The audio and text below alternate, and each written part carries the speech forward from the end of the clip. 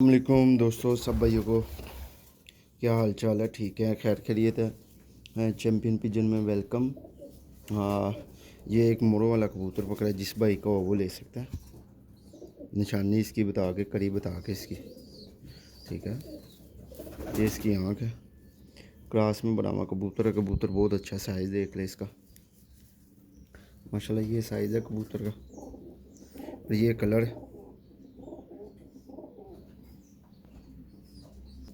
ये कलर है इसका। ये पर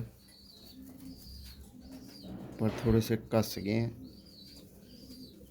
पर माशाल्लाह देख लें कितना अच्छा पर है।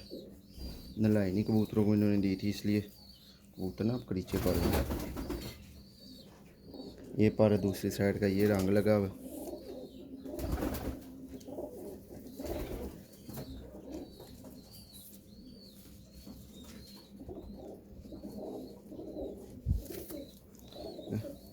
और ये दुम लगी, मोड़ लगी है इसकी।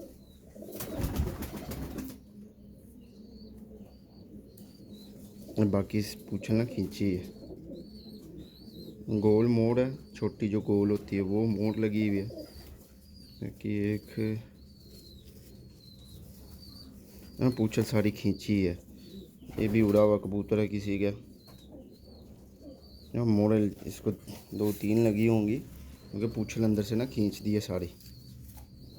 एक यहाँ से भी खींची है, ये भी आ रही है, यहाँ से 2 पर खींचे हैं।